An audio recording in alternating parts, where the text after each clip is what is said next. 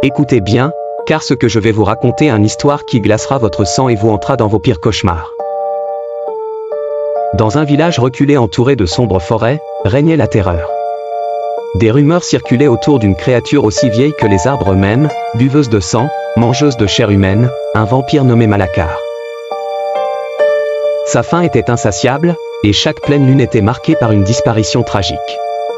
Mais ce que personne ne savait, c'est que Malacar avait un secret aussi noir que la nuit. Il était tombé amoureux de Leila, la splendide fille du chef du village, Harry.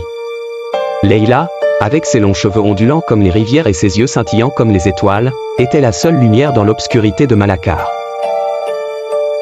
Il l'observait de loin, veillant à ce qu'aucun autre monstre ne la touche. Cependant, cette passion interdite attisait d'autant plus sa malédiction.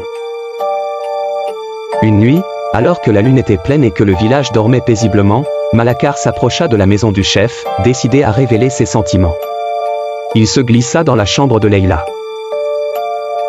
Ses fangs étincelaient à la lumière de la lune et il savait que même un seul murmure d'elle pourrait éveiller tout le village. Soudain, Leila ouvrit les yeux et vit l'ombre menaçante au pied de son lit.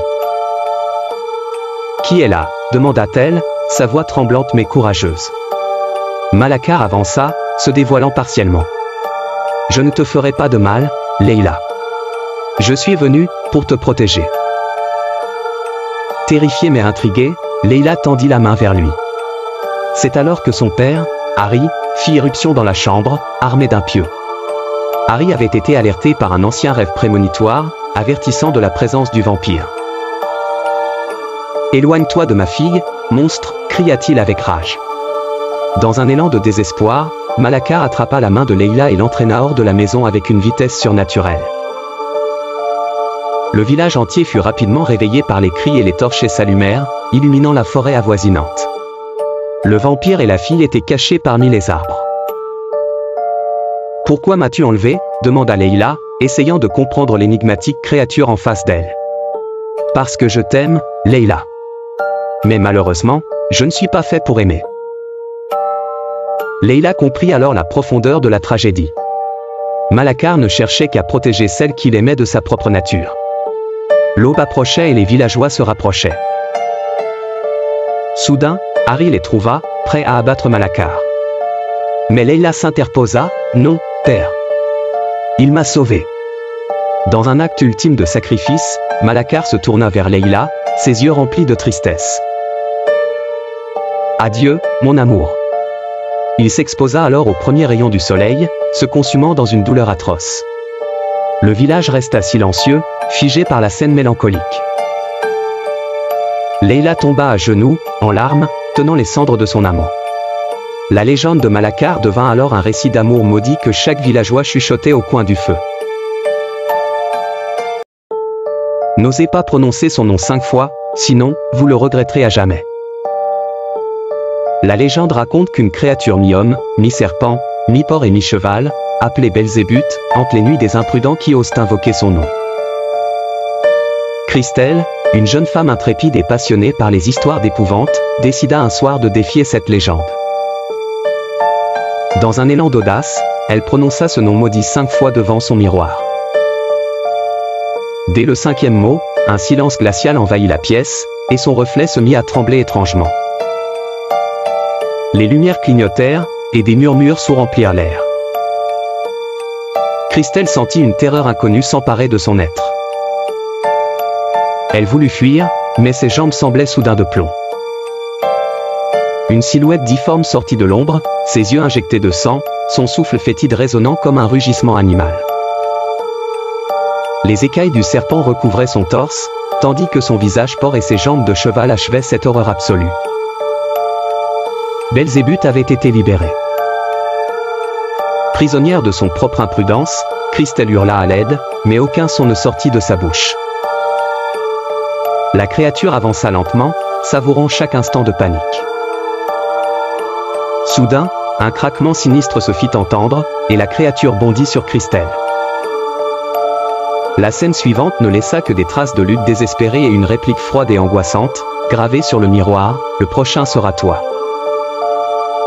Depuis cette nuit, ceux qui entendent cette histoire sont hantés par des cauchemars atroces, les forçant à partager cet avertissement à leur tour. Oserez-vous défier Belzébuth? Likez si vous n'avez pas peur, commentez votre pire cauchemar et partagez pour avertir vos amis. Ouvririez-vous une valise tachée de sang si vous la trouviez sur votre palier? Isaline était autrefois douce et aimante, une femme dévouée à son mari, Thomas. Cependant, tout bascula un soir de novembre. En rentrant plus tôt du travail, elle découvrit son mari et une inconnue dans un moment d'intimité. Le cœur brisé et l'âme tourmentée, Isaline sentit quelque chose se briser en elle. Les semaines suivantes, une ombre inquiétante envahit sa vie. Elle devint obsédée par l'idée de vengeance, une obsession qui dévora chaque fibre de son être. Malgré ses sourires en public, Isaline passait ses nuits à imaginer les 1000 façons de faire souffrir Thomas comme elle le faisait. L'idée la plus sombre se dessina en elle, elle devait agir. Un soir glacial, elle prépara un dîner somptueux, y versant discrètement quelques gouttes d'un poison lent qu'elle avait trouvé dans un livre ancien. Thomas, ignorant de la tempête qui s'agitait dans le cœur de sa femme, s'attabla avec appétit. Après quelques minutes, il vacilla et s'effondra. Sans une once de pitié, Isaline traîna son corps inanimé jusqu'à la cave. La valise, soigneusement préparée pour ce moment, était là. Elle se mit à disloquer son corps, chaque coup légèrement plus assuré, jusqu'à ce qu'il rentre parfaitement dans le bagage. Fermant la valise, elle ressentit un étrange soulagement, comme si son acte avait purgé son âme blessée. Mais l'histoire ne s'arrête pas là. Le lendemain, une lettre mystérieuse attendait Isaline. Les mots y étaient clairs, « Je sais ce que tu as fait. Regarde sous ton lit. » Paniquée, elle se précipita dans sa chambre pour découvrir une autre valise, identique à celle contenant son mari. Tremblante, elle l'ouvrit pour y trouver des vêtements tachés de sang et un couteau marqué de ses empreintes. Une nouvelle terreur la dévorait. Les jours suivants, elle recevait des messages anonymes, chacun comportant des détails de ses actions. Elle était surveillée, traquée par un inconnu. Peu à peu, sa santé mentale se dégrada, les hallucinations devenant son quotidien. Un soir de pleine lune, elle entendit des pas résonner dans sa maison. Poussée par la crainte et la paranoïa, elle se rendit au sous-sol, seulement pour découvrir que la valise avait disparu. À sa place, une note, « Le jeu commence ». Comment réagiriez-vous si vous étiez à sa place? Aimeriez-vous connaître la suite de son histoire? N'oubliez pas de liker, commenter et partager si vous voulez savoir ce qu'il adviendra d'Isaline. Vous ne visiterez plus jamais une maison inconnue après avoir entendu cette histoire. Dans une petite ville oubliée par le temps, il y avait une maison à l'orée de la forêt. Aux yeux des habitants, elle semblait abandonnée, délaissée, une ruine parmi tant d'autres. Mais la nuit, elle révélait ses sombres secrets. Antoine, un homme au visage ordinaire mais à l'âme corrompue, vivait là, seul. Personne ne se doutait que derrière les murs de cette demeure ternie, se déroulaient les pires atrocités. Antoine attirait ses victimes par des moyens insidieux, des annonces d'emploi, des ventes de garage ou même une simple invitation à prendre le thé. Une fois à l'intérieur, les innocents disparaissaient dans les profondeurs de la maison, leurs cris étouffés par l'épaisse isolation des murs. Les murs, parlons-en. Ils étaient tapissés de portraits peints de mémoire, chaque visage figé dans une expression d'horreur éternelle. Ces portraits étaient les témoins silencieux des atrocités commises. Antoine avait un rituel. Chaque nuit, il transportait les corps jusqu'au jardin. Sous la lumière froide de la lune, il creusait des fosses et enterrait ses macabres trophées. Les voisins, bien que peu nombreux, avaient depuis longtemps cessé de poser des questions. Ils préféraient ignorer les étranges activités nocturnes, peur de découvrir une vérité trop terrifiante à affronter. Mais un soir, une voisine curieuse, Madame Leroy, décida de suivre Antoine discrètement. Elle le vit traîner un lourd sac noir jusqu'au jardin et creuser fiévreusement.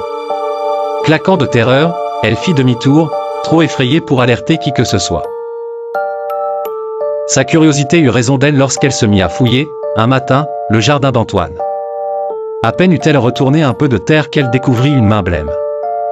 Affolée, elle courut prévenir les autorités. La police arriva rapidement et fouilla le jardin.